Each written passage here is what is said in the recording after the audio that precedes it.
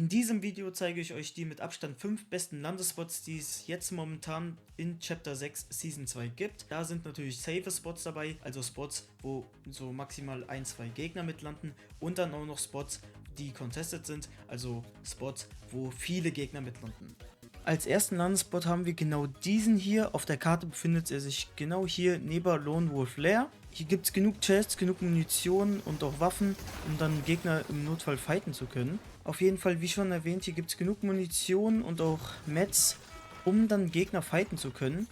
Der Spot ist auch contested. Der nächste Vorteil vom Spot ist, ihr habt generell auch viele Mets, was das angeht. Ihr habt auch sehr viel Metall und könnt auch nebenbei dann außen das ganze Stein oder Holz abfarmen. Somit seid ihr dann fast immer komplett capped Mets. Ihr könnt im Notfall, wenn ihr dann noch eher pushen wollt, könnt ihr dann zum Magic Moses, Brutal Boxcat oder Lone Wolf Lair rüber rotieren, falls ihr noch mehr fighten wollt. Ich lasse euch das jetzt einmal hier im Schnelldurchlauf durchgehen, wie viel Mets ich hier bekomme und ähnliches. Ich blende euch hier jetzt nochmal ein kurzes Bild ein, wie ihr ungefähr vorgehen könnt, was dann so ungefähr eine Loot-Routine für diesen Spot wäre. Diese könnt ihr natürlich benutzen oder nicht.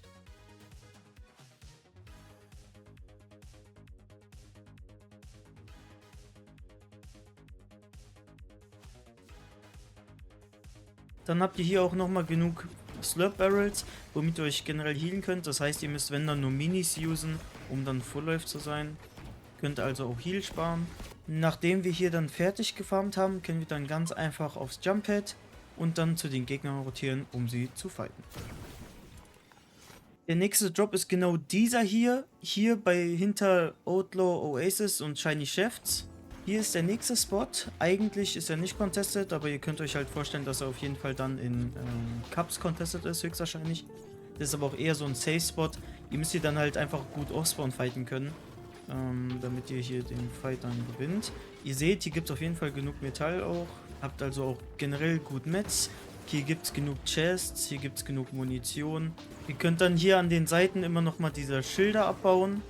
Die sind sogar Cap-Metall geworden. Wir haben hier dann auch noch einen Automaten, der spawnen kann. In meinem Fall hatten wir jetzt nur MPs drin. Und sobald ihr hier fertig gelootet habt, könnt ihr dann einfach zu Shiny Shafts, Outlaw Oasis oder Crime City gehen, um dort dann die Gegner zu fighten und Godloot zu bekommen. Als nächsten Spot haben wir hier Shiny Shafts. Dieser Spot ist natürlich mit der Season 2 neu reingekommen. Das heißt, hier landen natürlich auch etwas mehr Gegner. Aber das können wir zu unserem Vorteil nutzen. Vor allem für Leute, die gerne fighten. Hey, na, wo kommt Bro her, Digga? Wo ist Bro hergekommen? Er ist auf einmal geklettert wie... keine Ahnung was. Wir müssen hier mal kurz die Situation klären, bevor es mit dem Video weitergehen kann. Weil, Jungs, ich kann leider noch keine Custom-Lobbys erstellen. Damit ich das natürlich auch in Zukunft besser für euch machen kann, so Dropspots zeigen, lasst euch jetzt schon mal gerne ein Like und ein Abo da. Dass ich dann auch endlich mal die 1000 Follower erreiche. Dann habe ich einen Creator Code und kann auch Custom Lobbys erstellen. Dann gibt es auch Custom Games in naher Zukunft. Deswegen lasst euch jetzt schon mal gerne ein Like und ein Abo da. Ihr seht ja auf jeden Fall jetzt gerade nebenbei, wie ich hier loote. Es gibt auf jeden Fall genug Loot in der Stadt. Hier gibt es über 40 Chests. Die ganzen Dropspots zeige ich euch natürlich auch hier jetzt einmal nebenbei. Die bekommt ihr einmal eingeblendet. Falls ihr selber euch einen Dropspot machen wollt oder eine Loot-Routine erstellen wollt, dann schaut doch gerne auf Fortnite.gg vorbei, dort habe ich das gemacht. Falls ihr auch wissen wollt, wie so eine richtige Loot-Routine aussehen sollte oder wie man generell auch am besten droppt, dann schreibt das auch schon mal in die Kommentare. Dann mache ich dazu auch noch ein Video. Auf jeden Fall haben wir hier jetzt schon mal die erste Seite gecleart. Ihr seht, ihr bekommt hier auf jeden Fall genug Metal. Aber hier bei der Stadt gibt es noch 2 geheime Sachen, die ich euch auch noch zeigen werde. Und zwar gibt es bei der Stadt einen Vorteil. Es gibt hier eine geheime Mine, mit der ihr Max Metal bekommt. Und es gibt hier auch noch einen geheimen Tresor. Um die Metallmine zu finden, wodurch ihr jede Runde Max Metal habt, oder den geheimen Bunker zu finden, schaut doch jetzt schon mal gerne bei dem oben rechts verlinkten Video vorbei. Dort findet ihr erstmal das Video, wie ihr unendlich Metal bekommt. Da ist dann auch im Anschluss das Video zum Untergrundtresor verlinkt. Nachdem ihr dann die ganzen Gegner in dieser Stadt wegdominiert habt, gibt es mehrere Möglichkeiten, wo ihr hin könnt. Und zwar könnt ihr einmal hier diesen Berg hoch, hier oben ist ein Jump Pad, falls ihr dann noch weiter rotieren möchtet oder noch weiter fighten möchtet. Oder ihr könnt zum Beispiel hier einmal nach hinten, das zeige ich euch ja jetzt gerade, das blende ich euch ja gerade als Bild ein. Dort gibt es nochmal so einen kleinen Weg, wo ihr nochmal ein paar Chests bekommt und hier hinten ist dann nochmal ein Jump Pad. Ihr könnt aber auch zum Beispiel hier hinten dann zu diesem Fußballplatz, das ist ja auch einer der Dropspots, den ich euch empfohlen habe, falls ihr ein bisschen safer landen wollt. Dort gibt es natürlich nochmal einen Reroute Van und nochmal mehr Loot. Dann könnt ihr nochmal zu Outlaw Oasis rotieren, falls ihr möchtet, falls ihr noch weiter Gegner fighten möchtet. Hier an dem Punkt kann ihr dann noch einen Sturmvorhersageturm spawnen. Falls ihr den auch noch einnehmen wollt, könnt ihr da natürlich hin rotieren. Ihr könntet auch einfach von hier jetzt hier runter rotieren. Hier gibt es auch nochmal genug Mets. Und dann hier Richtung Crime City gehen. Oder von hier auch ganz einfach hier zum Berg. Da ist natürlich der Night Market. Da habt ihr dann natürlich nochmal einen Vorteil. Könnt ihr euch, wenn ihr genug Gold oder auch Medaillons habt, dann auch epische, legendäre oder mythische Waffen kaufen. Der nächste Dropspot ist dann hier bei den beiden Schildkröten. Ihr habt den Vorteil bei dem Dropspot, wenn ihr noch etwas höher seid und ihr seht, dass hier contested ist, könnt ihr da hinten auf der Insel oder da auf der kleinen Insel landen. Ihr habt auf jeden Fall hier diese Schildkröten, könnt ihr ganz normal landen. Übrigens, was mir aufgefallen ist, das war jetzt ein Bug. Und zwar in den letzten Runden schon, als ich hier gelandet bin. Ihr habt jetzt gerade schon gesehen, hier gibt es immer noch eine von diesen mythischen Chests. Also ich weiß nicht, ob das ein Spielfehler ist, ich denke mal schon. Aber die Chest ist hier einfach immer noch. Ihr bekommt zwar keine Maske raus, also keine TP-Maske, aber ihr bekommt halt trotzdem immer eine epische Waffe. Also hier habt ihr immer garantiert eine epische Waffe. Der Sinn von diesem Dropspot ist, hier einfach zu landen, schnell zu looten und danach irgendwo anders dahin zu gehen, um Städte zu fighten. Das wäre jetzt, wie schon erwähnt, zum Beispiel einer der Dropspots, die eher so contesteter sein können, weil das einfach generell ein sehr guter Dropspot hier ist, weil ihr überall hin könnt. Wie schon erwähnt, ihr könnt überall hin. Ihr könnt einmal hier nach Kappa Kappa Factory, ihr könnt hier auf die kleine Insel, ihr könnt hier auf die Insel, ihr könnt hier hinten zur Grabe, ihr könnt nach Hopeful Heights. Ihr habt wirklich sehr viele Möglichkeiten, um dann Fights einzugehen. Zudem habt ihr dann auch hier nochmal ein Jump Pad. Oder falls ihr noch hier braucht, da sind auch nochmal 3 Barrels und könnt dann weiter fighten. Für Mets geht ihr dann hier nach Hopeful Heights, weil hier insgesamt in der Stadt über 1200 Metall gefarmt werden können. Und wenn ihr Solo spielt, überlebt ihr eigentlich nur einer in der Stadt.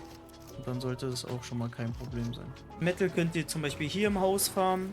Für Metallspots hier in der Stadt gibt es natürlich hier einmal diesen Basketballplatz. Oder auch hier die Krake in der Mitte der Stadt. Hier könnt ihr die Tentakel-Eimer einzeln abbauen, bekommt dann ca. 20 Metall pro Stück.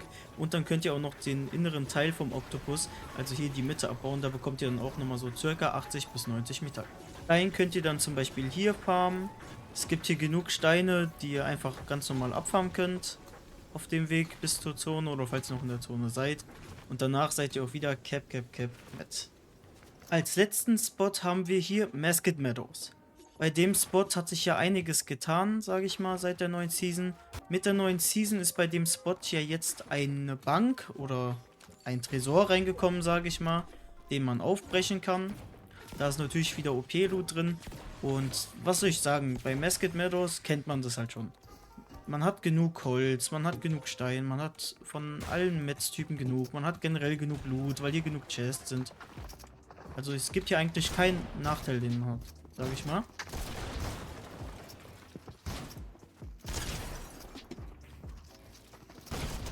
Ja, okay, Bro.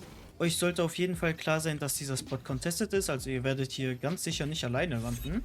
Falls ihr das Glück haben solltet, bei dem Spot alleine zu landen, dann tut das auf jeden Fall genießen, weil so oft wird das nicht vorkommen. Was ich euch auf jeden Fall empfehlen kann, ist nicht hier unten in diesen Gängen zu fighten, weil das wirklich so ein Kuddelmuddel ist. Ne? Wenn ihr da unten fightet, ist das Problem, das fühlt sich so an wie Boxfights. Also es ist an sich fast genau das gleiche. Hier seht ihr natürlich nochmal die neue Bank, die ja gekommen ist. Hier gibt es natürlich auch noch genug Loot. Ihr müsst aufpassen, hier sind natürlich auch überall Gegner. Die kommen jetzt gleich irgendwann, höchstwahrscheinlich.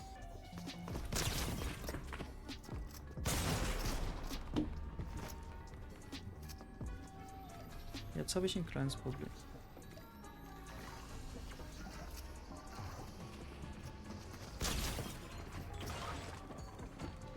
Hat mich wirklich komplett...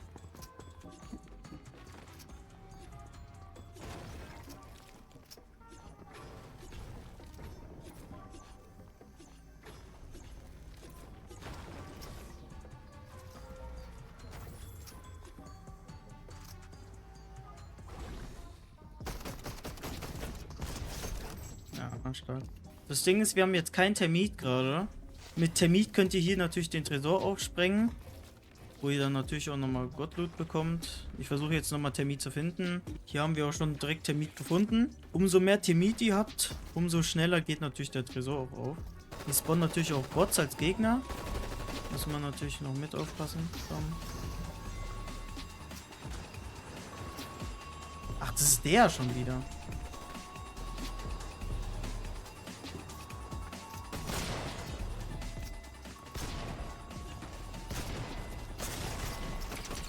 Ah, Bro, echt jetzt. Hell na. Auf jeden Fall habt ihr den Spot gesehen. Ich habe alles erwähnt, was man erwähnen muss zum Spot an sich. Hier seht ihr jetzt nur mal kurz die Dropmap eingeblendet, die ich mir ungefähr erstellt habe. Das ist jetzt nur so ein ungefähres Muster. Ihr könnt auf jeden Fall hier hoch zum Sturmvorhersageturm gehen, damit ihr die nächsten Zonen vorherseht. Ihr könnt aber auch zum Night Market gehen. Falls die Fights im Masken Meadow schon schneller vorbei sind, könntet ihr auch noch nach Hopeful Heights gehen, um dort weiter zu fighten.